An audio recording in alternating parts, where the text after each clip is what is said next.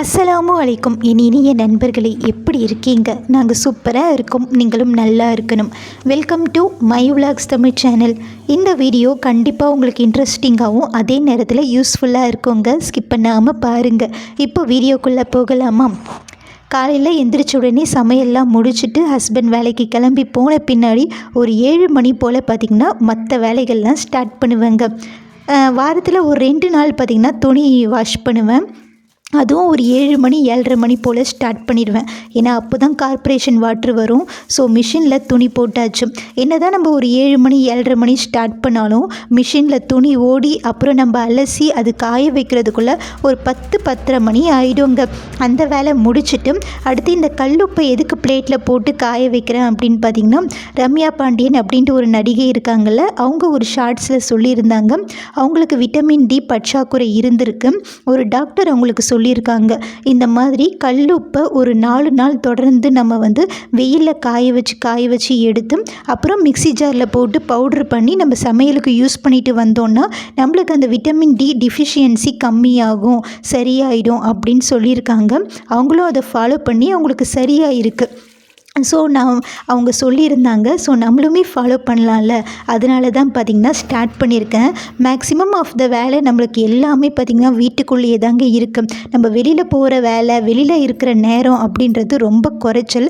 அதனால் கண்டிப்பாக நம்மளுக்குமே vitamin D பற்றாக்குறை இருக்கும். ஏன்னா சூரிய ஒளியிலேருந்து தான் நம்மளுக்கு விட்டமின் டி கிடைக்குது.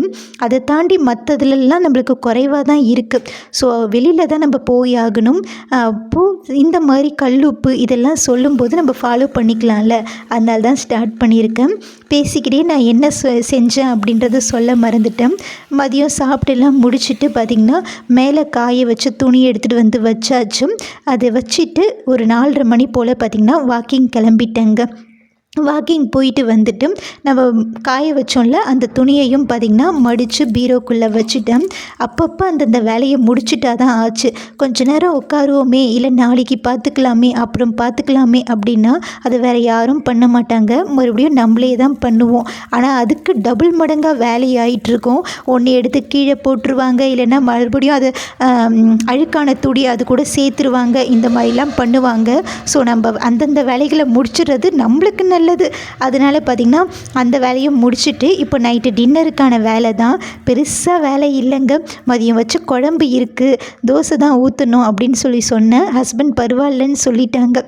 சரி, நமக்கு ஒரே ஜாலி தான், குழம்பு வைக்கிற வேலை இல்லை அப்படின்ட்டு. தோசை மாவுமே நம்ம வீட்டில் தீர்ந்து போயிருந்தது. காலையிலேயே கம்பு தோசை மாவு தான் அரைச்சி தோசை ஊற்றிருந்தேன். அதுலேயே ஒரு ஆளுக்கு ஒரு 2-3 தோசை வர மாதிரி இருந்தது. அதையே ஊற்றி மதியம் வச்ச வாழைத்தண்டு கூட்டு வச்சு சாப்பிட்டு முடிச்சிட்டோம். அது சாப்பிட்டு முடிச்சுட்டு நாளைக்கு காலையில் எந்திரிச்சு சமையல் வேலை பண்ணணும்ல, அதுக்கான ப்ரிப்பரேஷன்லாம் இப்போ தான் பண்ணி வச்சிடணும். அதனால் பார்த்திங்கன்னா பூண்டு உரித்து வச்சுட்டேன். மசாலா மிக்ஸி ஜாரில் அரைச்சி வச்சுட்டேன். பிரேக்ஃபாஸ்ட்டுக்கு சொன்ன மாதிரி தோசை மாவு தீர்ந்து போச்சுல்ல, அதனால் வெள்ளை சோளம் இருந்தது. அதை பார்த்திங்கன்னா ஊற வச்சுருக்கேன். அதில் தான் நம்ம ஒரு பிரேக்ஃபாஸ்ட் பண்ண போகிறோம். அதெல்லாம் முடிச்சுட்டு ஃப்ரிட்ஜில் வைக்க வேண்டியது ஃப்ரிட்ஜில் வச்சுட்டேன். அதுக்கப்புறம் பார்த்திங்கன்னா பாத்திரம் வாஷ் பண்ணிவிட்டு கிச்சனையும் கவுண்டர் டாப்பையும் கேஸையும் பார்த்திங்கன்னா க்ளீனாக நீட்டாக அடுக்கி வச்சுட்டு, ஏன்னா காலையில் நம்ம சமைக்கும்போது ஒரு இன்ட்ரெஸ்ட் வரணும். அப்போனா கிச்சன் கண்டிப்பாக க்ளீனாக இருக்கணும். அப்புறம் பார்த்திங்கன்னா வீட்டையும் கூட்டி முடித்து படுத்து தூங்கியாச்சு. அப்புறம் 4 மணிக்கு அலாரம் அடித்த உடனே டான்னு எந்திரிச்சிட்டேங்க. எந்திரிச்சு கிச்சனுக்கு ஓடி வந்துட்டேன். என்ன பண்ணேன் அப்படின்னு பார்த்திங்கன்னா, ஒரு பக்கம் சோறு, இன்னொரு பக்கம் முட்டை வேக போட்டாச்சு. இன்றைக்கி நம்ம வீட்டில் பொரியல்லாம் கிடையாதுங்க, ஒரே குழம்பு தான். ஏன்னா வீடியோ எடுத்துகிட்டே நம்ம செய்யும்போது கண்டிப்பாக எனக்கு டைம் பத்தாமல் போயிடும். நான் கொஞ்சம் ஸ்லோவாக தாங்க பண்ணுவேன். வேலையெல்லாம் ஃபாஸ்ட்டாக பண்ணுற ஆள் நான் கிடையாது. அதனால் பார்த்திங்கன்னா இப்போது முட்டை முருங்கைக்காய் போட்டு ஒரு காரக்குழம்பு, சோறு வடித்து விட்டுற போகிறேன். முட்டையை வச்சுட்டே சாப்பிட்டுக்கலாம் அப்படின்ட்டு. முட்டை வெந்துருச்சு, குழம்புக்குமே தாளித்து விட்டாச்சு. சோறும் வெந்துருச்சு, அதையும் வடித்து விட்டாச்சு. இப்போ நம்ம பிரேக்ஃபாஸ்ட்டுக்கான வேலையை ஸ்டார்ட் பண்ணலாம். நம்ம ஊற வச்சோம்ல அந்த வெள்ளை சோளம், அதை ஒரு 3-4 வாட்டி வாஷ் பண்ணிவிட்டு ஒரு வடிகட்டியில் வடிய விட்டுடுங்க. தண்ணி நல்லா வடிஞ்சிருக்கட்டும். அதுக்கப்புறம் அதை ஒரு மிக்ஸி ஜாரில் போட்டு நம்ம இந்த ரவை பதம் இருக்கும்ல, அந்த பதத்துக்கு அரைச்சிட்டு வந்துடலாம்.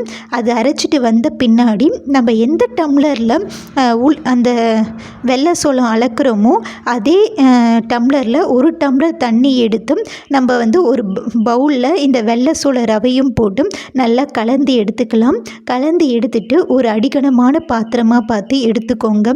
அதில் ஒரு டம்ளர் நம்ம வெள்ளை சோளம் எடுக்கிறோன்னா 4 டம்ளர் பார்த்திங்கன்னா தண்ணி ஊற்றி நல்லா கொதிக்க விடுங்க. நல்லா கொதித்து வரட்டும். அதுக்கப்புறம் பார்த்திங்கன்னா நம்ம கலந்து வச்சோம்ல அந்த ரவை, அதை வந்து பார்த்திங்கன்னா மொத்தமாக கொட்டிடாதீங்க. ஒரு கரண்டியாக கொட்டி மிக்ஸ் பண்ணிகிட்டே இருங்க. மொத்தமாக கொட்டிட்டோன்னா கட்டிப்பட்டுரும். அதனால் ஒரு கரண்டியாக மிக்ஸ் பண்ணிகிட்டே இருங்க. அடிக்கடி மிக்ஸ் பண்ணால் போதும், கைவிடாமல் கலக்கணும் அப்படின்லாம் அவசியம் கிடையாது. அதனால தான் நான் சொன்னேன் அடிகனமான பாத்திரம் எடுத்துக்கோங்க அப்படின்ட்டு. ஏன்னா இந்த வேலையை பார்த்துக்கிட்டே நம்ம சைட்லேயும் வேலை பார்த்துக்கலாம்ல, அதனால தான். இப்போ பார்த்திங்கன்னா ஹஸ்பண்ட் வந்து வேலைக்கு கிளம்பி போயிட்டாங்க. என்னால் அந்த வீடியோவை வந்து எடுக்க முடியலங்க. பேக் பண்ணுறது ஃபினிஷிங்லாம் என்னால் கொடுக்கவே முடியல. ஏன்னா 5 மணிக்கு கரண்ட்டு போயிடுச்சு. நானும் பார்த்தேன் 5:30 மணி வரைக்குமே கரண்ட்டு வரலங்க. அதனால் என்னால் அப்புறம் வீடியோ எடுக்கவே முடியல. அப்புறம் இப்போ நான் வந்து பிரேக்ஃபாஸ்ட் சாப்பிட்டுட்ருக்கேன். அந்த நல்லா கெட்டி ஆகிடுங்க. ஆறுன பின்னாடி நல்லா கெட்டி ஆகிடும். அதை வந்து பார்த்திங்கன்னா நீங்கள் நல்லா கையாலேயே உருண்டை பிடிச்சிங்கன்னா உருண்டை மாதிரி வரும். அது கூட நான்வெஜ் கிரேவி, முட்டை குழம்பு, புளிக்குழம்பு, காரக்குழம்பு, தக்காளி தொக்கு, புளிச்சக்கீரை கடையல் இதெல்லாம் வச்சுட்டு சாப்பிட்டிங்கன்னா செம்ம டேஸ்ட்டாக இருக்கும். ஸோ அதையும் சாப்பிட்டு முடிச்சுட்டு இன்றைக்கி வெள்ளிக்கிழமை, ஸோ வீடெல்லாம் மாப் போட்டுட்டு அப்புறம் பார்த்திங்கன்னா வீட்டில் பாய் இருக்குதுல்ல அதெல்லாம் வாஷ் பண்ணி போட்டாச்சு. பெட்ஷீட் தலைக்காணி உரெல்லாம் மிஷினில் போட்டுட்டேன். நாளைக்கு தான் வாஷ் பண்ணணும். அதுக்கும் கொஞ்சம் ரெஸ்ட்டு கொடுக்கணும்ல. நேற்று தானே துணி துவைச்சோம், அதனால் நாளைக்கு வாஷ் பண்ணிக்கலான்னு விட்டுட்டேன். இப்போ அவ்வளோதாங்க, நம்ம எல்லா வேலையும் முடிஞ்சிருச்சு வெள்ளிக்கிழமை. ஓகே ஃப்ரெண்ட்ஸ், பாய்.